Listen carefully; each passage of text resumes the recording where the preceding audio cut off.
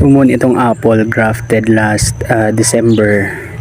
So Shinano Red nga variety. So nanay siya bunga isa na o bunga gina siya legit oh. So naka-graft lang ni siya last year December. So medyo pula na kayo yang bunga oh, apple gid kayo porma. Gamay kayo sa mga naa sa duha ka roller yata ang gitason niya. So inani pagka-graft atong apple.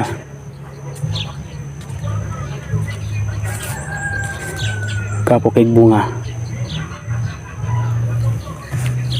So gamay kayo ang punuan.